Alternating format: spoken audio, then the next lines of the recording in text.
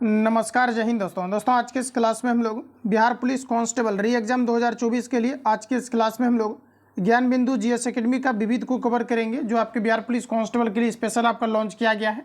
और ये आपका कंप्लीट आपका बिहार पुलिस कांस्टेबल का आपका टारगेट बैच का है, तो अच्छे तरीके से आप लोग लगाइए। इसके पहले अगर फ्रेंड्स आप देखेंगे तो ऑलरेडी आपको लगभग आपका 100 प्रश्न आपको कल मैंने कवर करा दिया था, और इसमें लगभग आपका 329 प्रश्न आपका सिलेक्ट किया गया है, जो कि हम लोग काफ़ी जल्दी इसको खत्म करेंगे। तो ये आज की इस क्लास को हम लोग कंटिन्यू करते हैं। अगर आप सभी लोगों ने इसके पिछले क्लास को नहीं देखा हुआ है तो वीडियो के डिस्क्रिप्शन बॉक्स में प्लेलिस्ट का लिंक डाला गया है, तो प्लेलिस्ट जाकर के आप लोग सभी जो है सभी क्लास को आप लोग लगाएंगे। आइए क्लास को हम लोग कंटिन्यू करते हैं और चीज़ों को समझते हैं। तो फ्रेंड्स आज का पहला प्रश्न हमारा जो है 104 से शुरू होगा, क्योंकि ऑलरेडी मैंने आपको 103 तक आपको कवर करा दिया था पिछले सेशन में। तो देखिए आज का पहला प्रश्न हमारा कहा जा रहा है कि विश्व का सबसे बड़ा सोलर पावर कहा जा रहा है कि सोलर पावर पार्क निम्न में से कौन है। एग्जाम के लिए इंपोर्टेंट रहेगा, आंसर आप सभी लोग इसका लगाते चलेंगे। तो दोस्तों अगर सबसे बड़ा अगर हम सोलर पावर की अगर हम बात करेंगे तो ध्यान रखना आप सभी लोग, ये आपका करेक्ट आंसर हो जाएगा आदला सोलर पार्क है। ऑप्शन हमारा यहाँ पर ये करेक्ट हो जाएगा। चांद तारा किस देश का राष्ट्रीय चिन्ह है। डेनमार्क, तुर्की, नॉर्वे, ईरान। तो देखिए चांद तारा आपका करेक्ट आंसर हो जाएगा तुर्की का। अगर आपने ऑप्शन बी लगाया है तो बिल्कुल आपका करेक्ट आंसर हो जाएगा। चांद तारा किस देश का राष्ट्रीय चिन्ह है, तो ये आपका तुर्की का है। ऑप्शन आपका बी करेक्ट हो जाएगा। अगला क्वेश्चन हमारा दिया गया है कि वाटर लिली किस देश का राष्ट्रीय चिन्ह है। ये आपका प्रीवियस ईयर में पूछा गया क्वेश्चन है, याद रखना। वाटर लिली जो है आपका किस देश का राष्ट्रीय चिन्ह है, तो फ्रेंड्स आपका करेक्ट आंसर हो जाएगा बांग्लादेश का। ऑप्शन आपका एक करेक्ट हो जाएगा। दोस्तों याद रखना, बांग्लादेश जो आज़ाद हुआ है ये 1971 में बांग्लादेश आज़ाद हुआ है, जिसमें कि भारत की मुख्य रूप से देखा जाए तो काफ़ी अहम भूमिकाएं रही थी पाकिस्तान को दो भाग में बांटने का। और बांग्लादेश का जो राष्ट्रीय गान है अमार सोनार बांग्ला, ये भारतीय व्यक्ति हमारे रविंद्रनाथ टैगोर के द्वारा लिखा गया है, तो ध्यान रखेंगे। ऑप्शन आपका एक करेक्ट हो जाएगा। अगर दोस्तों बात करेंगे भारत की सबसे लंबी सीमा साझा जो है किस देश के साथ होता है, तो ये आपके बांग्लादेश के साथ होता है। तो इतने पॉइंट को यहाँ से याद रखेंगे।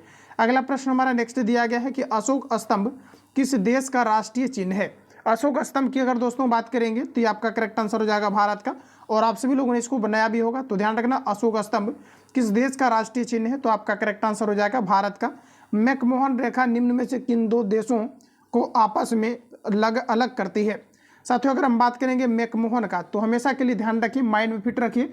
मैकमोहन की अगर दोस्तों बात करेंगे तो ये भारत और चाइना कुछ बीच जो आपका स्थित रेखा है इसे हम लोग मैकमोहन रेखा कहते हैं। जबकि डुरंट रेखा की अगर हम बात कर लेंगे तो डुरंट रेखा क्या है कि भारत और अफगानिस्तान के बीच लगता है, जबकि भारत और पाकिस्तान के बीच अगर देखा जाए तो ये आपका रेड क्लिफ रेखा लगते हैं। तो ऑप्शन आपका यहाँ पर बी करेक्ट हो जाएगा। चलिए अगला क्वेश्चन हमारा नेक्स्ट दिया गया है, कहा जा रहा है कि 49वीं समांतर रेखा निम्न में से किन दो देशों को आपस में अलग करती है। एग्जाम के लिए इंपोर्टेंट रहेगा, प्रीवियस ईयर में रिपीट किया गया क्वेश्चन है आपका। 49वीं समांतर रेखा निम्न में से किन दो देशों को कहा जा रहा है कि आपस में अलग करती है। तो फ्रेंड्स याद रखेंगे आप सभी लोग, आपका करेक्ट आंसर हो जाएगा यहाँ पर जो है आपका अमेरिका और कनाडा को जो है आपका 49वीं समांतर रेखा एक दूसरे को पृथक करता है। तो ऑप्शन आपका सी करेक्ट हो जाएगा। किस देश का राष्ट्रीय स्मारक का नाम क्रेमलिन है। दोस्तों अगर हम बात करेंगे क्रेमलिन का, तो ऑप्शन आपका यहाँ पर एक करेक्ट हो जाएगा। रूस का देखिए जो राष्ट्रीय स्मारक है ये आपका क्रेमलिन है, तो ये आपका यहाँ पर करेक्ट हो जाएगा। चलिए अगला क्वेश्चन आपके सामने दिया गया है, कहा जा रहा है कि किस देश का राष्ट्रीय स्मारक का नाम ओपेरा हाउस है। देखिए एग्जाम के लिए ये भी आपका इंपॉर्टेंट है काफ़ी ज़्यादा, क्योंकि ये सभी प्रश्न आपका जो है क्या है कि प्रीवियस ईयर में पूछा गया है। तो आप याद रखना, अगर हम बात करेंगे दोस्तों कि किस देश का राष्ट्रीय स्मारक जो है ओपेरा हाउस है, तो आपका करेक्ट आंसर हो जाएगा ऑस्ट्रेलिया का। ऑप्शन एक करेक्ट हो जाएगा।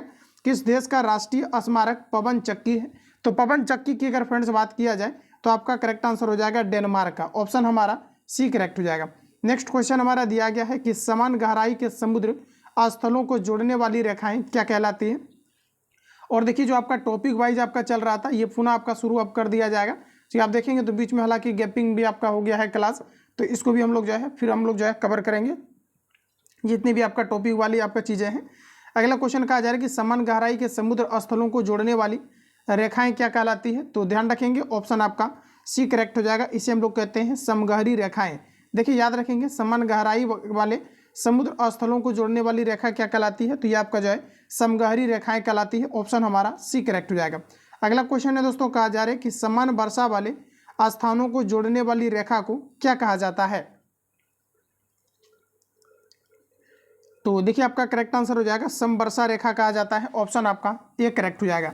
चलिए आगे बढ़ते हैं। अगला क्वेश्चन हमारा नेक्स्ट दिया गया है और मैं आपको फिर से कहना चाहूँगा कि ज्ञान बिंदु जीएस एकेडमी को किसी एक टीचर को पकड़िए और जितना भी उनका नोट्स है इस सारी चीज़ों आपको क्लियर कर लेना है। आप तभी बेहतर कर पाएंगे।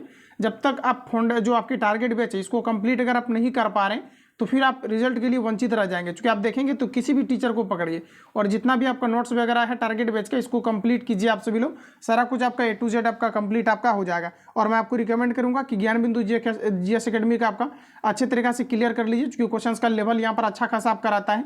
इसी कारण से यहाँ से ज़्यादा रिजल्ट भी आते हैं। तो आप सभी लोग इसको ध्यानपूर्वक जो है लगाइए। और A to Z आज से आपका टेस्ट भी आपका शुरू कर दिया गया है। ज्ञान बिंदु जीएस एकेडमी का एप्लीकेशन वाला टोटल टेस्ट आपको मिल जाएगा। ऑफलाइन का टोटल जो है आज से आपका शुरू कर दिया जा रहा है। जो कैंडिडेट ग्रुप से नहीं जुड़े हुए हैं टेस्ट वाला ग्रुप से, तो आप सभी लोग इस नंबर पर कॉल या SMS करके आप जो है इंक्वायरी ले लेना। आप सभी लोगों को बता देंगे कैसे आपको टेस्ट ज्वाइन करना है। इसके लिए आपको 99 आपको पेमेंट करना है। 99 में ही आपका फुल कोर्स आपका है ज्ञान बिंदु जीएस एकेडमी का। प्लस आपको टीम के द्वारा जितनी भी क्वेश्चन पेपर है आपको सारा कुछ A to Z आपका टॉपिक वाइज हो गया आपका, या फिर आप टेस्ट वगैरह देखेंगे तो इसी में आपका ये आपका कोर्स 999 का है। बट यही कोर्स आपको जो है कन्वर्ट करके मतलब सेम चीज़ें आपको जो है आपका जो ग्रुप में चलाए जा रहे हैं, मतलब आपको डेली बेसिस पर क्लास का आपको लिंक मिल जाएगा। अगर उस टाइम क्लास नहीं कर पाते हैं तो बाद में भी कर सकते हैं। तो ये क्या है कि कंप्लीटली आपको एप्लीकेशन का पूरा आपको कोर्स आपको 99 में मिलेगा। प्लस A to Z इसका टेस्ट वगैरह सारा कुछ और टॉपिक वाइज आपका मैराथन वाला जितना भी आपका है A to Z आपका मिल जाएगा। चाहे तो आप फोटो स्टेट से इसको निकालवा भी सकते हैं हार्ड कॉपी। तो ये सारा कुछ आपका व्यवस्था आपका है इतने में ही। तो आप सभी लोग इससे ज्वाइन करें और बेहतरीन तरीके से आपको जो है रिवीजन के लिए टिक मार करके आंसर भी आपको दिया जा रहा है, ताकि आप प्रॉपर तरीके से रिवीजन कर पाएं। ठीक है, तो A to Z इसमें आपको फैसिलिटी प्रोवाइड किया गया है। तो निश्चित रूप से आप सभी लोग इसमें जुड़ने का प्रयास करें। अगला क्वेश्चन है दोस्तों, कहा जा रहा है यहाँ पर आपका कि एसिड कहा जा रहा है कि एसोसिएटेड प्रेस किस देश का समाचार एजेंसी है। दोस्तों अगर हम बात करेंगे एसोसिएटेड प्रेस एजेंसी का, तो आप लोग याद रखेंगे आपका करेक्ट आंसर हो जाएगा ये अमेरिका का है। ऑप्शन आपका A करेक्ट हो जाएगा। नेक्स्ट क्वेश्चन है, कहा जा रहा है कि बरनामा किस देश का समाचार एजेंसी है। फ्रेंड्स बरनामा की अगर हम बात करेंगे तो ये आपका मलेशिया का है। ऑप्शन आपका A करेक्ट हो जाएगा। चलिए आगे बढ़ते हैं। कहा जा रहा है कि मेना किस देश का समाचार एजेंसी है। अगर साथियों हम बात करेंगे मेना किस देश का समाचार एजेंसी है, तो आप सभी लोग ध्यान रखेंगे आपका करेक्ट आंसर हो जाएगा ये आपका मिस्र का है। अगला क्वेश्चन है, कहा जा रहा है कि UPP का किस देश का समाचार एजेंसी है। देखिए UPP की अगर दोस्तों बात करेंगे ये किस देश का समाचार एजेंसी है, तो ध्यान रखना ये पाकिस्तान का है। और एग्जाम के लिए इंपॉर्टेंट आपका रहेगा UPP किस देश का समाचार एजेंसी है, तो ये पाकिस्तान का है। ऑप्शन आपका B करेक्ट हो जाएगा। चलिए आगे बढ़ते हैं। अगला क्वेश्चन दिया गया, कहा जा रहा है ऑरेंज बुक किस देश का सरकारी दस्तावेज है। ऑरेंज बुक किस देश का सरकारी दस्तावेज है, तो आपका करेक्ट आंसर हो जाएगा नीदरलैंड का। B हमारा करेक्ट हो जाएगा। येलो बुक किस देश का सरकारी दस्तावेज है। दोस्तों अगर हम बात करेंगे येलो बुक का, तो ध्यान रखेंगे येलो बुक जो आपका है ये कहाँ का सरकारी दस्तावेज है। बताइए आप सभी लोग इसका राइट आंसर आपका क्या हो जाएगा। तो देखिए दोस्तों आप सभी लोग ध्यान में रखेंगे इसको, आपका करेक्ट आंसर हो जाएगा ये फ्रांस की है। ऑप्शन आपका C करेक्ट हो जाएगा। चलिए आगे बढ़ते हैं। अगला क्वेश्चन आपको दिया गया है, कहा जा रहा है कि आंखों पर बंधी पट्टी और हाथ में जो है तराजू लिए अस्त्री किसका प्रतीक है। चलिए बताइए आप सभी लोग राइट आंसर क्या हो जाएगा। दैनिक जीवन में इसको आपने न्यायालय में देखा होगा। आपका करेक्ट आंसर हो जाएगा दोस्तों आपका न्याय का प्रतीक है। ऑप्शन हमारा D करेक्ट हो जाएगा। अगला प्रश्न हमारा नेक्स्ट कहा जा रहा है कि लाल त्रिकोण किसका प्रतीक है। लाल त्रिकोण की अगर दोस्तों बात करेंगे तो ये आपका मुख्य रूप से आपका परिवार नियोजन का है। ऑप्शन A करेक्ट हो जाएगा। ये क्वेश्चंस भी आपका रिपीट किया गया है, तो रिपीट कर लीजिएगा। लाल त्रिकोण किसका प्रतीक है, तो ये आपका परिवार नियोजन का है। चलिए आगे बढ़ते हैं। अगला क्वेश्चन हमारा दिया गया, एक दूसरे को काटती दो हड्डियां और ऊपर कहा जा रहा है कि खोपड़ी, यह किसका प्रतीक है। एक दूसरे को काटती दो हड्डियां और कहा जा रहा है कि उस पर खोपड़ी, यह किसका प्रतीक है, ये आपको पूछा जा रहा है। तो देखिए आपका यहाँ पर करेक्ट आंसर हो जाएगा बिजली का खतरा। ऑप्शन आपका यहाँ पर D करेक्ट हो जाएगा। चलिए आगे बढ़ते हैं। अगला क्वेश्चन हमारा नेक्स्ट दिया गया है, कहा जा रहा है कि कनाडा का राष्ट्रीय पशु पक्षी निम्न में से कौन सा है। कनाडा का राष्ट्रीय पक्षी कौन सा है। चलिए आंसर लगाइए आप सभी लोग इसका। देखिए आपका करेक्ट आंसर हो जाएगा ये आपका हो जाएगा गंजा ईगल। ध्यान रखिएगा गंजा ईगल जो है कनाडा का राष्ट्रीय पशु है। निम्नलिखित में से कौन ग्रीस देश का अंतर्राष्ट्रीय विमान सेवाएं हैं। चलिए बताइए आप लोग राइट आंसर क्या हो जाएगा। कहा जा रहा है कि निम्न में से कौन ग्रीस देश का अंतर्राष्ट्रीय विमान सेवाएं हैं। तो दोस्तों आपका करेक्ट आंसर हो जाएगा ओलंपिक एयरवेज। ध्यान रखेंगे ऑप्शन आपका C करेक्ट हो जाएगा। अगला क्वेश्चन हमारा नेक्स्ट में दिया गया है, कहा जा रहा है कि क्वींसलैंड, कहा जा रहा है कि क्वींसलैंड, कहा जा रहा है कि एंड नादर्स, कहा जा रहा है कि टेरिटरी एरियल सर्विस किस देश का अंतर्राष्ट्रीय विमान सेवाएं हैं। तो देखिए आपका यहाँ पर करेक्ट आंसर आपका हो जाएगा ये आपका ऑस्ट्रेलिया का है। ऑप्शन आपका यहाँ पर एक करेक्ट हो जाएगा। चलिए आगे बढ़ते हैं। अगला क्वेश्चन हमारा नेक्स्ट दिया गया है, साथियों प्रश्न में हमारा कहा जा रहा है कि निम्नलिखित में से कौन, कहा जा रहा है कि हांगकांग की अंतर्राष्ट्रीय विमान सेवाएं हैं। देखिए हांगकांग की अगर दोस्तों बात करेंगे तो ध्यान रखेंगे आपका करेक्ट आंसर हो जाएगा कैथी जो है आपका पैसिफिक एयरवेज। ध्यान रखेंगे ऑप्शन आपका बी करेक्ट हो जाएगा, जो कि हांगकांग की अंतर्राष्ट्रीय विमान सेवाएं हैं। तो याद रखेंगे आप सभी लोग इसको, ऑप्शन हमारा यहाँ पर बी करेक्ट हो जाएगा। अगला क्वेश्चन है कि निम्न में से कौन पनामा का अंतर्राष्ट्रीय विमान सेवाएं हैं। चलिए बताइए आप लोग, राइट आंसर आपका क्या हो जाएगा। कहा जा रहा है कि निम्न में से कौन पनामा का अंतर्राष्ट्रीय विमान सेवाएं हैं। तो साथियों याद रखेंगे आप सभी लोग, आपका यहाँ पर करेक्ट आंसर हो जाएगा ऑप्शन बी। ये कहाँ का है, तो ये आपका कोपा का है। अगला क्वेश्चन है, कहा जा रहा है कि ईस्टर्न सन समाचार पत्र कहाँ से प्रकाशित होता है। चलिए बताएंगे आप सभी लोग, राइट आंसर आपका क्या हो जाएगा। साथियों बोला जा रहा है कि ईस्टर्न सन समाचार पत्र कहाँ से प्रकाशित होता है। तो देखिए आपका करेक्ट आंसर हो जाएगा सिंगापुर से, बी हमारा करेक्ट हो जाएगा। अगला प्रश्न में हमारा कहा जा रहा है कि निम्न में से कौन मॉस्को से समाचार पत्र प्रकाशित होता है। मॉस्को से अगर फ्रेंड्स बात करेंगे समाचार पत्र का, तो ये आपका करेक्ट आंसर हो जाएगा इज़बेस्तिया, जो है आपका इज़बेस्तिया। ध्यान रखेंगे ये आपका कहाँ से होता है प्रकाशित, तो ये आपका मॉस्को से होता है। तो ऑप्शन आपका यहाँ पर जो है एक करेक्ट हो जाएगा। अगला प्रश्न है कि निम्न में से कौन पेरिस से समाचार पत्र प्रकाशित होता है। चलिए दोस्तों अगर हम बात करेंगे कि पेरिस से समाचार पत्र जो है कौन सा आपका प्रकाशित होता है, तो ध्यान रखेंगे आप सभी लोग, आपका करेक्ट आंसर हो जाएगा ला मंदा। ला मंदा कहाँ से प्रकाशित होता है, तो ये आपका पेरिस से प्रकाशित होता है। अगर दोस्तों बात करेंगे कि एफिल टावर कहाँ पर है, तो ये भी आपका फ्रांस की कैपिटल पेरिस के अंतर्गत आपका है। तो ध्यान रखेंगे क्वेश्चन आपका पूछा गया है। अगला प्रश्न हमारा नेक्स्ट में कहा जा रहा है कि निम्न में से कौन, जो कहा जा रहा है कि चीन का गुप्तचर संस्था है। दोस्तों याद रखेंगे अगर बात करेंगे हम लोग चीन का गुप्तचर संस्था क्या है, तो आपका करेक्ट आंसर हो जाएगा सेंट्रल एक्सटर्नल जो है आपका लेखा डिपार्टमेंट, जो कि आप देखेंगे तो ये आपका कहाँ का, तो चाइना का आपका जो है गुप्तचर आपका संस्था है। तो आपका यहाँ पर सी करेक्ट हो जाएगा। चलिए आगे बढ़ते हैं। अगला क्वेश्चन हमारा नेक्स्ट कहा जा रहा है अमेरिका का गुप्तचर संस्था का नाम क्या है। दोस्तों अगर अमेरिका की बात करेंगे तो आपका करेक्ट आंसर हो जाएगा ये आपका फेडरल ब्यूरो ऑफ इन्वेस्टिगेशन। ध्यान रखेंगे फेडरल ब्यूरो ऑफ इन्वेस्टिगेशन ये अमेरिका की गुप्तचर संस्था है। तो भी हमारा ये करेक्ट हो जाएगा। निम्न में से किस देश के संसद का नाम ड्यूमा है। प्रीवियस ईयर आप सभी लोग इसको उल्टाएंगे, प्रीवियस ईयर में ये क्वेश्चन सबका 2 से 3 बार आपको रिपीट किया हुआ मिलेगा आपका बिहार पुलिस कांस्टेबल के अंतर्गत ही आपका। तो ध्यान रखेंगे आप सभी लोग। अगर दोस्तों बात करेंगे हम लोग ड्यूमा किस देश की संसद का नाम है, तो आपका करेक्ट आंसर हो जाएगा रूस का है। ध्यान रखेंगे आप सभी लोग, माइंड में फिट कर लेना साथियों। अगर हम बात करेंगे ड्यूमा किस देश की संसद का नाम है, तो आपका करेक्ट आंसर हो जाएगा रूस का है। अगला प्रश्न कहा जा रहा है कि बांग्लादेश की संसद का नाम क्या है। चलिए बताइए आप लोग, राइट आंसर क्या हो जाएगा। जातीय संसद, राष्ट्रीय पंचायत, नेशनल असेंबली, संसद। बांग्लादेश की दोस्तों बात करेंगे तो आपका करेक्ट आंसर हो जाएगा इसे जातीय संसद कहा जाता है। ध्यान रखेंगे ये हमारा करेक्ट हो जाएगा। अगला प्रश्न कहा जा रहा है मलेशिया के संसद का नाम क्या है। चलिए आंसर करेंगे आप सभी लोग, मलेशिया के संसद का नाम क्या है ये आपको पूछा जा रहा है। तो दोस्तों याद रखेंगे आप सभी लोग, ये आपका करेक्ट आंसर हो जाएगा दीवान निगार। ध्यान रखिएगा मलेशिया के संसद का नाम क्या है, तो आपका करेक्ट आंसर हो जाएगा दीवान निगार। निम्न में से किस देश का नाम कहा जा रहा है कि सोजिम है। दोस्तों अगर हम बात करेंगे सोजिम किस देश का नाम सोजिम है ये आपको पूछा जा रहा है। तो ध्यान रखेंगे पोलैंड का नाम क्या है, तो आपका सोजिम है। ऑप्शन आपका एक करेक्ट हो जाएगा। ये सभी क्वेश्चन आपके एग्जाम के लिए इंपॉर्टेंट है, ध्यान रखेंगे। चलिए आगे बढ़ते हैं। अगला क्वेश्चन हमारा दिया गया है संयुक्त राष्ट्र संघ यूएनओ की स्थापना कब हुआ था। इंपॉर्टेंट लगाइए इसको भी आप सभी लोग। संयुक्त राष्ट्र संघ, इसमें जितने भी क्वेश्चन आपका दिया गया है ये आपका टारगेट क्वेश्चन दिया गया है। तो ध्यानपूर्वक 100% एक्यूरेसी के साथ प्रिपेयर रखिए आप सभी लोग। तो निम्न में से जो है किस देश का नाम बोला जा रहा है कि जोसिम है। और देखिए दोस्तों आप जो है लगभग आप 3 से 4 दिन आप वेट कीजिए, इसका कंप्लीटली आपको पीडीएफ जो है आंसर आपको हिट करके आपको दे दिया जाएगा, आंसर आपको टिक करके आपको दे दिया जाएगा। और थोड़ा सा इन्फॉर्मेशन मैं आपको कर देता हूं कि खास करके देखेंगे तो जो कैंडिडेट क्या है कि ग्रुप में ऐड होना चाहते हैं, तो ये क्या है कि कंप्लीटली आपका यहाँ पर अगर आप देखेंगे तो ये जो आपका यहाँ पर ग्रुप है, जैसा कि देखेंगे तो बिहार पुलिस कांस्टेबल के लिए स्पेशल आपका ग्रुप चल रहा है, जिसमें कि A to Z आपको मटेरियल से सिस्टमेटिक तरीका से गाइडलाइंस के तहत आपके चलते हैं। और जितना भी आप पीडीएफ देख पा रहे होंगे ज्ञान बिंदु जीएस एकेडमी का, ये आपको 3 से 4 दिन के अंतर्गत आपका A to Z आपको टिक करके ही आपको दे दिया जाएगा, क्योंकि आप निकलवाने में काफ़ी सारे छात्र परेशान हो जाते हैं। तो इसका टिक करके दे दिया जाएगा, तो आप सभी लोग प्रॉपर तरीके से इसको रिवीजन की भी कर पाएंगे और किसी प्रकार का आपको जो है दिक्कत आपको नहीं होगा। तो दोस्तों यहाँ पर देखेंगे तो प्राइवेट ग्रुप का विशेषता ये है कि डेली बेसिस पर आपका एक आपको फुल टेस्ट आपको यहाँ पर मिलेगा और डेली आपको लगाना है फुल टेस्ट आपका। इसके अलावा क्या है कि जितनी भी आपका संस्थान आपका है इसका कंप्लीटली आपका क्लास नोट्स आपका टारगेट बैच का ऑफलाइन टेस्ट सीरीज का A to Z आपको पीडीएफ प्रोवाइड किया जा रहा है। ऑफलाइन टेस्ट का A to Z आपको पीडीएफ मिलेगा। इसके अलावा जितनी भी आप बुक देख पा रहे होंगे इसका कंप्लीटली आपको टिक मार करके आंसर मिल जाएगा। ताकि आप प्रॉपर तरीका से रिवीजन कर पाएँ और इसका प्लान आपको सेट भी मिलेगा ताकि आप इसको टेस्ट के रूप में भी लगा पाएँ। तो ये सारी चीज़ें आपको जो है इस ग्रुप के अंतर्गत दिया जाएगा और प्लस जो ज्ञान बिंदु जीएस एकेडमी का जो कंप्लीट आपका टारगेट कोर्स है ये भी आपका दिया जाएगा। यानी कि आप जैसे पेमेंट करेंगे 99 आप, तो दोनों ग्रुप के अंतर्गत आपको ऐड किया जाएगा, दोनों ग्रुप का आपको लिंक मिल जाएगा। एक ग्रुप पर आपका ज्ञान बिंदु जीएस एकेडमी का आपका फाउंडेशन आपका बैच चलेगा और दूसरे ग्रुप पर आपका ये सभी चीज़ें आपका चलेगा। तो A to Z यहाँ से आप बेहतरीन तरीके से प्रिपेयर कर पाएंगे।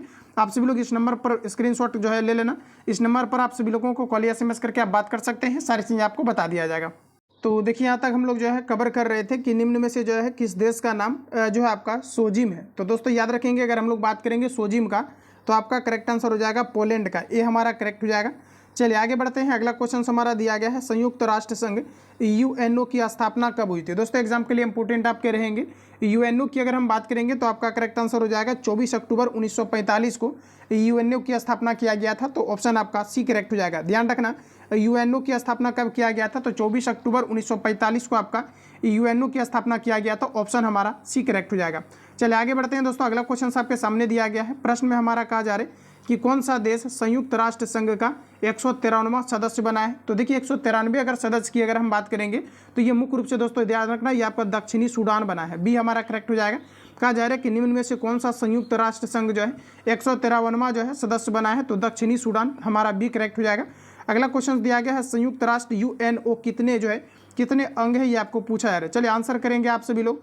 प्रश्न हमारा दोस्तों कहा जा रहा है कि संयुक्त राष्ट्र UNO के कितने अंग है, ये आपको पूछा जा रहा है। चलिए ऑप्शन आपके सामने दिया गया है, तो आपका करेक्ट आंसर हो जाएगा ऑप्शन सी, यानी कि 6 अंग आपका जो है UNO का जो है होते हैं। ऑप्शन आपका सी करेक्ट हो जाएगा। निम्न में से कौन सा संयुक्त राष्ट्र संघ का अंग नहीं है। चलिए बताइए आप लोग राइट आंसर क्या हो जाएगा।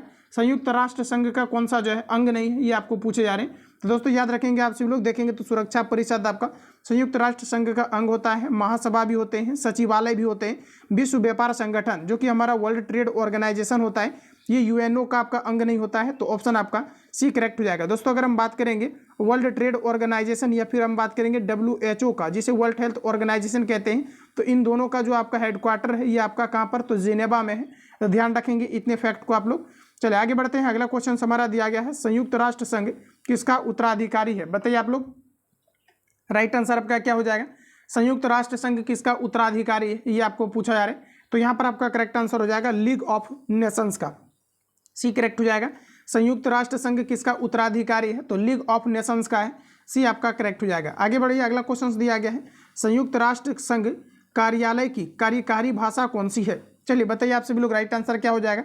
संयुक्त राष्ट्र संघ कार्यालय की कार्यकारी भाषा क्या है, तो दोस्तों यहाँ पर आपका करेक्ट आंसर हो जाएगा अंग्रेजी और फ्रेंच है। ध्यान रखेंगे ये भी क्वेश्चंस आपके लिए इंपॉर्टेंट रहेंगे। संयुक्त राष्ट्र संघ का कार्यालय की कार्यकारी भाषा क्या है, तो दोस्तों आपके अंग्रेजी और फ्रेंच है, ये हमारा करेक्ट हो जाएगा।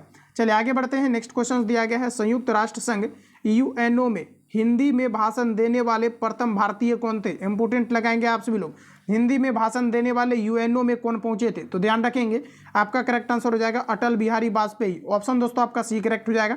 चलिए आगे बढ़ते हैं। अगला क्वेश्चन कहा जा रहा है कि 2001 में संयुक्त राष्ट्र संघ को जब नोबेल पुरस्कार से सम्मानित किया गया था उस समय महासचिव कौन था। चलिए 2001 में संयुक्त राष्ट्र संघ को जब नोबेल पुरस्कार से सम्मानित किया गया था उस समय महासचिव कौन था, तो देखिए आपका करेक्ट आंसर हो जाएगा कॉफी अन्नान। ध्यान रखिएगा क्या आपका हो जाएगा, कॉफी अन्नान हो जाएगा।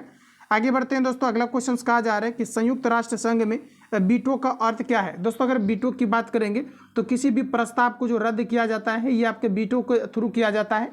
तो देखेंगे तो संयुक्त राष्ट्र संघ में वीटो का क्या अर्थ है ये आपको पूछा जा रहा है। तो आपका करेक्ट आंसर हो जाएगा मैं निषेध करता हूँ, या फिर निषेधात्मक आपका वीट होता है। ऑप्शन आपका यहाँ पर ए करेक्ट हो जाएगा। अगला क्वेश्चन है कि पार्लियामेंट ऑफ द वर्ल्ड यानी कि विश्व का संसद किसे कहा जाता है। देखिए पहले अगर बात करेंगे हम लोग कि पार्लियामेंट कहा जा रहा है कि पार्लियामेंट ऑफ द वर्ल्ड ये कहा जा रहा है कि किसे कहा जाता है, तो पार्लियामेंट ऑफ द वर्ल्ड की अगर हम बात करेंगे तो ये कहा जाता है आपका जनरल असेंबली को, सी आपका करेक्ट हो जाएगा। अगला क्वेश्चन हमारा दिया गया है कि संयुक्त राष्ट्र संघ के किस अंग को विश्व का लघु संसद कहते हैं। देखिए विश्व का लघु संसद की अगर हम बात करेंगे तो आपका करेक्ट आंसर हो जाएगा महासभा को। संयुक्त राष्ट्र संघ के किस अंग को विश्व का जो है लघु संसद कहा जाता है, तो ऑप्शन आपका ए करेक्ट हो जाएगा, ये आपके महासभा को कहे जाते हैं।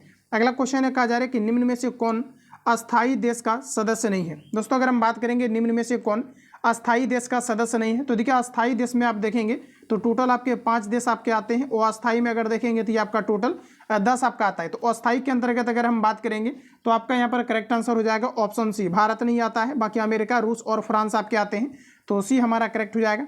अगला प्रश्न में कहा जा रहा है कि सर्वप्रथम वीटो पावर का इस्तेमाल किस देश के द्वारा किया गया था। एग्जाम के लिए इंपोर्टेंट रहेगा, क्वेश्चन मार्क करके इसको याद कर लेंगे आप सभी लोग। चलिए बताइए आप सभी लोग कि वीटो जो पावर है ये सर्वप्रथम किस देश के द्वारा जो है यूज किया गया था। तो वीटो पावर की दोस्तों बात करेंगे तो सर्वप्रथम अमेरिका ने किया था, ध्यान रखिएगा।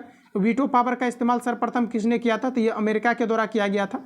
तो ऑप्शन यहाँ पर आपका जो है डी करेक्ट हो जाएगा। चलिए आगे बढ़ते हैं। कहा जा रहा है यहाँ पर आपको नेक्स्ट में कि संयुक्त राष्ट्र संघ के मुख्यालय के लिए किसने जमीन दान में दी थी। संयुक्त राष्ट्र संघ के मुख्यालय के लिए किसने जमीन जो है दान में दिया था। तो आपका करेक्ट आंसर हो जाएगा जॉन डी रॉकफेलर, ध्यान रखिएगा, जॉन डी रॉकफेलर हो जाएगा, जिसने कि संयुक्त राष्ट्र संघ के मुख्यालय के लिए जमीन दान में दिया था। तो ऑप्शन आपका बी करेक्ट हो जाएगा। अगर दोस्तों बात करेंगे संयुक्त राष्ट्र संघ का मुख्यालय कहाँ पर है, तो ये न्यूयॉर्क के अंतर्गत है। चलिए अगला बढ़िए, नेक्स्ट क्वेश्चन दिया गया है कि संयुक्त राष्ट्र का नाम किसने दिया था। चलिए बताएंगे आप सभी लोग, राइट आंसर क्या हो जाएगा।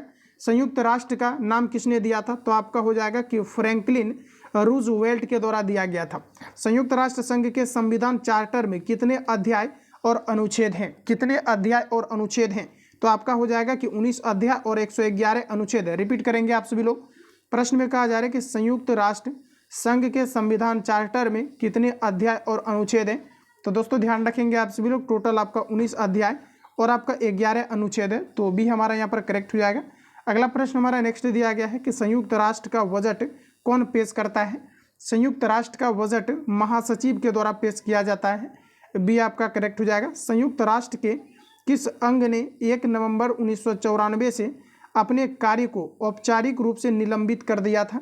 संयुक्त राष्ट्र के जो है किस अंग ने 1 नवंबर 1994 से अपने कार्यों को कहा जा रहा है औपचारिक रूप से निलंबित कर दिया था। तो आपका राइट आंसर हो जाएगा न्याय परिषद, डी हमारा करेक्ट हो जाएगा। अगला क्वेश्चन है, कहा जा रहा है कि संयुक्त राष्ट्र के किस धारा में वीटो पावर के बारे में बताया गया है। वीटो पावर का दोस्तों प्रयोग किया जाता है, ये किसी भी प्रस्ताव को रद्द करता है, और ये जो है आपके अमेरिका के द्वारा सर्वप्रथम वीटो पावर का इस्तेमाल किया गया था। और वीटो पावर जो प्रयोग जो किया जाता है ये धारा 27 के अंतर्गत किया जाता है। निम्नलिखित में से किस संगठन का मुख्यालय जेनेवा नहीं है। देखिए जेनेवा की अगर दोस्तों हम बात करेंगे तो आपका WTO, world trade organization, world health organization, इन सभी का आपका मुख्यालय जेनेवा है। तो देखिए वर्ल्ड ट्रेड और वर्ल्ड हेल्थ ऑर्गेनाइजेशन, इन दोनों को मैंने रिवील करा दिया है। विश्व बौद्धिक संपदा का संगठन, इसका भी जेनेवा के अंतर्गत आपका है। दोस्तों अगर देखेंगे तो विश्व पर्यटन संगठन, ये दोस्तों आपका यहाँ पर गलत दिया गया है, ये आपका द हैग में है। तो ऑप्शन आपका यहाँ पर डी करेक्ट हो जाएगा। अगला प्रश्न हमारा नेक्स्ट का आ जा रहा है कि अंतर्राष्ट्रीय नागरिक उड्डयन संगठन का मुख्यालय कहाँ स्थित है। अंतर्राष्ट्रीय नागरिक उड्डयन संगठन का मुख्यालय कहाँ पर है, तो आपका यहाँ पर बताइए राइट आंसर क्या हो जाएगा। तो आपका दोस्तों करेक्ट आंसर हो जाएगा ये कनाडा के अंतर्गत है, मॉन्ट्रियल कनाडा के अंतर्गत। तो ये हमारा दोस्तों करेक्ट हो जाएगा। चलिए आगे बढ़ते हैं। नेक्स्ट क्वेश्चन का आ जा रहा है कि निम्न में से किसका मुख्यालय वियना में स्थित है। दोस्तों अगर वियना की हम बात करेंगे तो वियना के अंतर्गत आपका व्यापक परमाणु परीक्षण प्रतिबंध संगठन का मुख्यालय कहाँ पर है, तो ये आपके वियना के अंतर्गत है। ध्यान रखेंगे आप सभी लोग, वियना के अंतर्गत आपका व्यापक परमाणु परीक्षण प्रतिबंध संगठन का मुख्यालय कहाँ है, हेडक्वार्टर कहाँ है, तो ये आपका वियना के अंतर्गत है। ये आपका करेक्ट हो जाएगा। अगला क्वेश्चन कहा जा रहा है कि विश्व व्यापार संगठन यानी वर्ल्ड ट्रेड ऑर्गेनाइजेशन की स्थापना किस वर्ष किया गया था। एग्जाम के लिए काफ़ी ज़्यादा इंपॉर्टेंट है क्वेश्चन, आपका याद रखेंगे। ये आपका 1 जनवरी 1995 को WTO की स्थापना किया गया था, जो कि व्यापार की सबसे जो है सर्वोच्च संस्था है, जिसे हम लोग वर्ल्ड ट्रेड ऑर्गेनाइजेशन कहते हैं। और इसका आपका हेडक्वार्टर आपका जेनेवा के अंतर्गत है। तो इतने पॉइंट को यहाँ से ध्यान रखेंगे। चलिए आगे बढ़ते हैं। अगला क्वेश्चन हमारा दिया गया है, कहा जा रहा है कि निम्नलिखित में से विश्व व्यापार संगठन के बारे में सत्य नहीं है।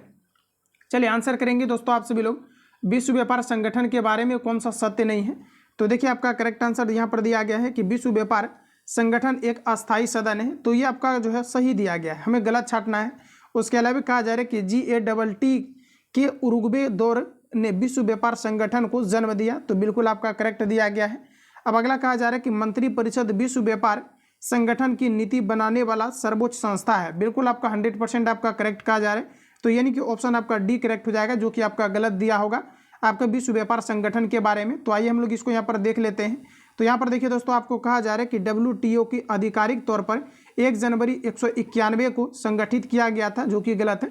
अभी रिसेंटली आपने देखा कि विश्व व्यापार संगठन की स्थापना 1995 के अंतर्गत आपका किया गया है। तो डी आपका करेक्ट हो जाएगा, ध्यान रखेंगे। अगला प्रश्न की दोस्तों बात करेंगे तो वर्तमान में विश्व व्यापार संगठन में कितने सदस्य हैं, यानी जो हमारा वर्ल्ड ट्रेड ऑर्गेनाइजेशन है इसमें वर्तमान में टोटल आपका 160 सदस्य हैं। एग्जाम के लिए इंपोर्टेंट है, याद रखेंगे। 160 देश सदस्य जो है आपके WTO के अंतर्गत आपका है। कहा जा रहा है कि शब्द इनर रिक्स, कहा जा रहा है कि शब्द इनर सिक्स किससे संबंधित है। चलिए बताइए आप सभी लोग, राइट आंसर आपका क्या हो जाएगा दोस्तों। कहा जा रहा है कि शब्द, कहा जा रहा है कि इनर सिक्स किससे संबंधित है। इनर सिक्स की दोस्तों बात करेंगे तो आपका करेक्ट आंसर हो जाएगा यूरोपीय समुदाय से संबंधित है, डी हमारा करेक्ट हो जाएगा। अगला क्वेश्चन दिया गया है, यूरोपीय संघ के बारे में निम्नलिखित में से कौन सा कथन सही नहीं है। यूरोपीय संघ के बारे में निम्नलिखित में से कौन सा कथन सही नहीं है, ये आपको पूछा जा रहा है। तो देखिए, यूरोपीय संघ के सभी सदस्य अपनी राज्य की मुद्रा के रूप में यूरो का प्रयोग करता है, तो ये आपका दोस्तों गलत दिया गया है, डी हमारा करेक्ट हो जाएगा। बाकी आपके सभी स्टेटमेंट करेक्ट है। अगला प्रश्न में कहा जा रहा है कि यूरोपीय संघ का मुख्यालय कहाँ है। चलिए बताइए आप लोग, राइट आंसर आपका क्या हो जाएगा। यूरोपीय संघ का मुख्यालय कहाँ है, तो आपका करेक्ट आंसर हो जाएगा बेल्जियम। यूरोपीय संघ का दोस्तों मुख्यालय कहाँ पर है, तो ये आपका बेल्जियम के अंतर्गत है, ये आपका करेक्ट हो जाएगा, ध्यान रखेंगे। नेक्स्ट क्वेश्चन है कि यूरोपीय आर्थिक समुदाय का मुख्यालय कहाँ है। यूरोपीय आर्थिक समुदाय का मुख्यालय कहाँ पर है। चलिए आंसर करेंगे फास्ट आप सभी लोग, तो आपका करेक्ट आंसर हो जाएगा जेनेवा के अंतर्गत। यूरोपीय आर्थिक समुदाय का मुख्यालय कहाँ पर है, तो ये आपके जेनेवा के अंतर्गत है, ये हमारा करेक्ट हो जाएगा। चलिए आगे बढ़ते हैं। अगला प्रश्न में कहा जा रहा है कि नाटो यानी NATO की स्थापना कब हुआ था। एग्जाम के लिए काफ़ी ज़्यादा इंपॉर्टेंट होने वाला है। देखिए, NATO की बात करेंगे यानी नेशनल एरोनॉटिक्स ट्रेजरी ऑर्गेनाइजेशन, ध्यान रखेंगे। नेशनल एरोनॉटिक्स एरोनॉटिक्स नहीं होगा आपका, नेशनल अटलांटिक होगा, ध्यान रखिएगा। National Atlantic treasury organisation NATO का फुल फॉर्म होता है। और नाटो की दोस्तों अगर हम बात करेंगे तो इसकी स्थापना 4 अप्रैल 1949 को किया गया था, ध्यान रखिएगा। नाटो की स्थापना 4 अप्रैल 1949 को किया गया था। नाटो का full form national Atlantic treasury organisation होता है। अगला प्रश्न है कि 6 जनवरी 2019 को कौन सा देश नाटो का सदस्य यानी कि 30वां सदस्य बना है। 6 जनवरी 2019 को नाटो का सदस्य कौन सा देश बना है, तो आपका करेक्ट आंसर हो जाएगा मैसिडोनिया बना है, ऑप्शन आपका डी करेक्ट हो जाएगा। अगला प्रश्न है दोस्तों, नेक्स्ट में कहा जा रहा है कि नाटो को अन्य किस नाम से जाना जाता है। नेशनल अटलांटिक ट्रेजरी ऑर्गेनाइजेशन को अन्य किस नाम से जाना जाता है, तो रक्षा संधि के नाम से जाना जाता है। क्योंकि जो नाटो के सदस्य होते हैं उस देश पर अगर कोई बाह्य आक्रमण होता है तो नाटो के अंतर्गत जितने भी सदस्य होते हैं ये सभी मिलकर के आप पर अटैक कर सकता है, तो भी हमारा करेक्ट हो जाएगा। एशियाई विकास बैंक की स्थापना कब किया गया था। नोट्स में मैंने इसको डाला भी था, तो आप लोग बताएंगे राइट आंसर क्या हो जाएगा। एशियाई विकास बैंक की स्थापना किस वर्ष किया गया था। चलिए आंसर बताएंगे आप सभी लोग। तो दोस्तों आपका करेक्ट आंसर हो जाएगा 19 दिसंबर 1966 को आपका एशियाई डेवलपमेंट विकास की स्थापना किया गया था। अगला प्रश्न हमारा कहा जा रहा है कि निम्न में से आसियान के सदस्य देशों की संख्या कितनी है। देखिए, जो आपके एशियन के अंतर्गत जो आपके देश को आपको शामिल किया गया है इसकी टोटल संख्या कितनी है, ये आपको पूछा जा रहा है। तो चलिए आंसर आप सभी लोग देखिए यहाँ पर। चलिए बताइए आप सभी लोग कि एशियन देशों में जो है ये इसमें कितने देशों को शामिल किया गया है। तो टोटल फ्रेंड्स आपके 9 देशों को, 9 नहीं होगा आपका देखिए यहाँ पर करेक्ट आंसर आपका होगा टोटल 10 देश को शामिल किया गया है, सी करेक्ट हो जाएगा। नेक्स्ट कहा जा रहा है कि आसियान क्षेत्रीय संगठन है जो किस क्षेत्र से संबंधित है। चलिए बताइए आप लोग राइट आंसर क्या हो जाएगा। तो ये दक्षिणी पूर्वी एशिया से संबंधित है, सी आपका करेक्ट हो जाएगा। ध्यान रखेंगे दक्षिणी एशिया जो है आपका पूर्वी एशिया से आसियान क्षेत्र आपका संगठन है, ऑप्शन आपका सी करेक्ट हो जाएगा। चलिए आगे बढ़ते हैं। नेक्स्ट क्वेश्चन हमारा दिया गया है, निम्न में से सार्क का मुख्यालय कहाँ पर है। दोस्तों सार्क की बात करेंगे हम लोग, the south Asian association for regional corporation होता है, south Asian association for regional corporation होता है और इसका मुख्यालय नेपाल के काठमांडू के अंतर्गत है, ऑप्शन आपका सी करेक्ट हो जाएगा। अगर पूछा जाता है कि सार्क का पहला देश जो है आपका अंतिम देश सदस्य इसका कौन बना है, तो अफगानिस्तान बना है। सार्क के अंतर्गत टोटल जो है आपका 8 देश सदस्य हैं जिसके अंतर्गत भारत भी शामिल है, तो ध्यान रखेंगे। अगला प्रश्न है कि सार्क का प्रथम शिखर सम्मेलन कहाँ हुआ था। चलिए बताइए आप लोग राइट आंसर क्या हो जाएगा। सार्क का प्रथम शिखर सम्मेलन की दोस्तों बात करेंगे तो ये ढाका में हुआ था, ये आपका करेक्ट हो जाएगा, जो कि बांग्लादेश का कैपिटल है।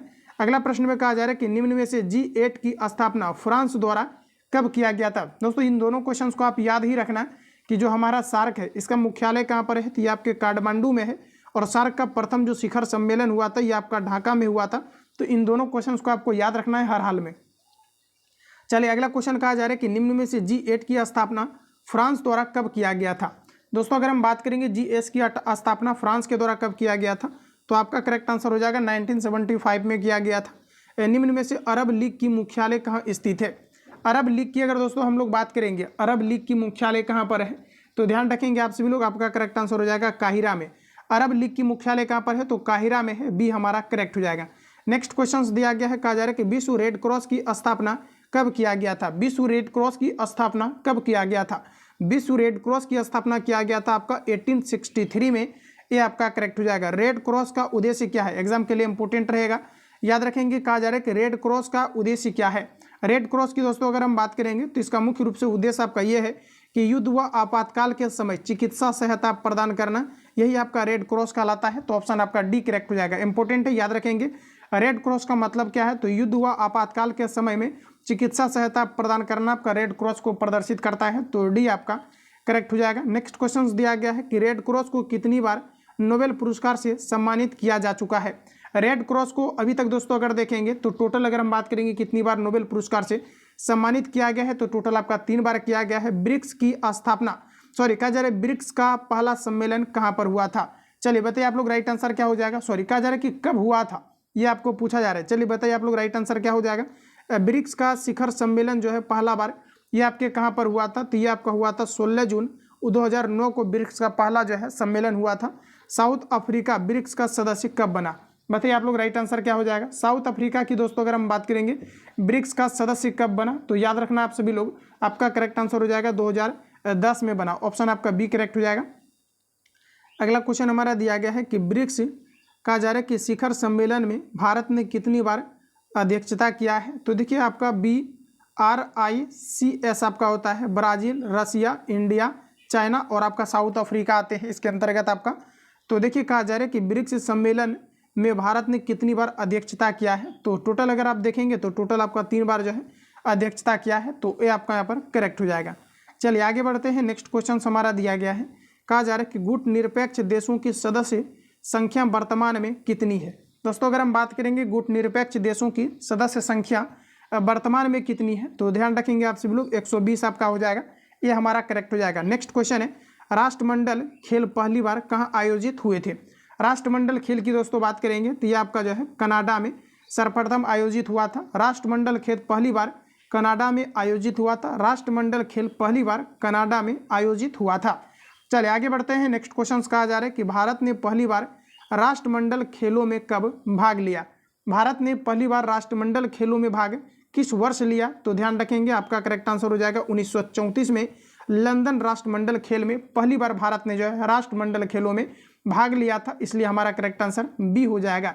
भारत ने पहली बार राष्ट्रमंडल खेलों में भाग कब लिया था, 1934 में लंदन जो है राष्ट्रमंडल में लिया था, बी करेक्ट हो जाएगा। नेक्स्ट क्वेश्चन है कि किस देश में सबसे ज़्यादा बार यानी कि 5 बार राष्ट्रमंडल खेल आयोजित किया गया है, तो बताएंगे आप सभी लोग, आपका राइट आंसर क्या हो जाएगा। किस देश ने सबसे अधिक बार राष्ट्रमंडल खेलों में भाग लिया है, तो दोस्तों आपका करेक्ट आंसर हो जाएगा ऑस्ट्रेलिया ने लिया है। विश्व वन्यजीव संरक्षण संगठन का मुख्यालय कहाँ स्थित है। विश्व वन्यजीव संरक्षण संगठन का मुख्यालय ये ग्लांड के अंतर्गत है, ऑप्शन आपका ए करेक्ट हो जाएगा। चलिए आगे बढ़ते हैं। नेक्स्ट क्वेश्चन दिया गया, आर्थिक सहयोग और विकास संगठन का मुख्यालय कहाँ स्थित है। आर्थिक सहयोग और विकास संगठन का मुख्यालय कहाँ पर है, तो आपका करेक्ट आंसर हो जाएगा फ्रांस की कैपिटल पेरिस के अंतर्गत है, बी हमारा करेक्ट हो जाएगा। आर्थिक सहयोग विकास का संगठन का मुख्यालय कहाँ पर है, तो पेरिस के अंतर्गत है, बी आपका करेक्ट हो जाएगा।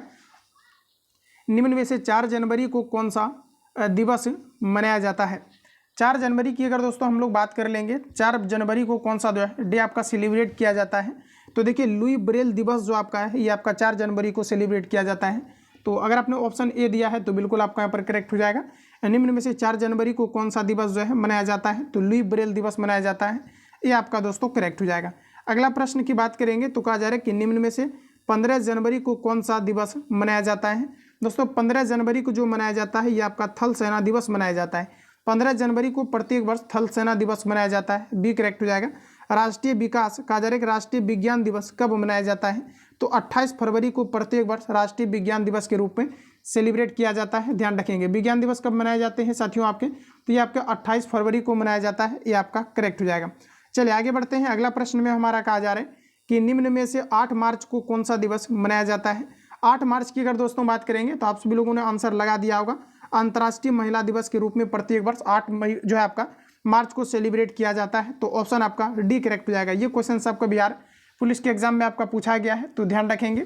अगला प्रश्न कहा जा रहा है कि राम मनोहर लोहिया जयंती कब मनाया जाता है। इंपोर्टेंट है एग्जाम के लिए। राम मनोहर लोहिया जयंती प्रत्येक वर्ष किस तिथि को सेलिब्रेट किया जाता है, तो ये आपके 23 मार्च को किया जाता है। ध्यान रखेंगे राम मनोहर लोहिया जयंती कब मनाया जाता है, तो ये आपका 23 मार्च को मनाया जाता है, तो आपका ये करेक्ट हो जाएगा। चलिए आगे बढ़ते हैं। अगला प्रश्न की साथियों बात करेंगे तो नेक्स्ट प्रश्न हमारा दिया गया है विश्व विरासत दिवस कब मनाया जाता है। विश्व विरासत दिवस प्रत्येक वर्ष आपका 18 अप्रैल को मनाया जाता है। विश्व विरासत दिवस प्रत्येक वर्ष 18 अप्रैल को आपके मनाए जाते हैं। निम्न में से 31 मई को कौन सा दिवस मनाया जाता है। 31 मई को कौन सा दिवस मनाया जाता है। विश्व तंबाकू रोधी दिवस प्रत्येक वर्ष 31 मई को सेलिब्रेट किया जाता है, ये आपका करेक्ट हो जाएगा। अगला क्वेश्चन में कहा जा रहा है कि निम्न में से 3 मई को कौन सा दिवस मनाया जाता है। दोस्तों अगर हम बात करेंगे निम्न में से 3 मई को कौन सा दिवस मनाया जाता है, तो याद रखेंगे दोस्तों आप सभी लोग, आपका करेक्ट आंसर हो जाएगा विश्व प्रेस स्वतंत्रता दिवस प्रत्येक वर्ष 3 मई को मनाया जाता है। 3 मई को कौन सा दिवस मनाया जाता है, तो प्रत्येक वर्ष विश्व प्रेस स्वतंत्रता दिवस 3 मई को सेलिब्रेट किया जाता है। विश्व पर्यावरण दिवस कब मनाया जाता है। विश्व पर्यावरण दिवस की दोस्तों बात करेंगे तो प्रत्येक वर्ष 5 जून को मनाया जाता है। ये भी क्वेश्चन आपका रिपीट किया गया है। विश्व पर्यावरण दिवस कब मनाया जाता है, तो 5 मई को। इतना अगर आप कवर कर लेते हैं तो जीएस पर आपको फिर आपको दोबारा नज़र नहीं डालना है। अगर आप इतना याद कर लेते हैं खास करके आप, इसलिए किसी एक संस्थान को पकड़िए और टारगेट बेस कहीं नहीं दिया गया है, सिर्फ एक ही एकेडमी में आपको दिया गया है, तो ध्यान रखिएगा ऑप्शन आपका ए करेक्ट हो जाएगा। अगला प्रश्न है दोस्तों नेक्स्ट हमारा कहा जा रहा है कि निम्न में से 11 जुलाई को कौन सा दिवस मनाया जाता है। चलिए आंसर करेंगे आप सभी लोग फास्ट। कहा जा रहा है कि निम्न में से 11 जुलाई को कौन सा दिवस मनाया जाता है। 11 जुलाई को दोस्तों प्रत्येक वर्ष आपका विश्व जनसंख्या दिवस मनाया जाता है। कौन सा दिवस 11 जुलाई को मनाया जाता है, तो विश्व जनसंख्या दिवस प्रत्येक वर्ष 11 जुलाई को सेलिब्रेट किया जाता है। ऑप्शन हमारा सी करेक्ट हो जाएगा। चलिए अगला क्वेश्चन देखिए। नेक्स्ट कहा जा रहा है कि राष्ट्रीय कहा जा रहा है कि हथकरघा दिवस कब मनाया जाता है। राष्ट्रीय हथकरघा दिवस कब मनाया जाता है, आंसर कीजिए। आपका करेक्ट आंसर हो जाएगा 7 अगस्त को प्रत्येक वर्ष राष्ट्रीय हथकरघा दिवस के रूप में सेलिब्रेट किया जाता है।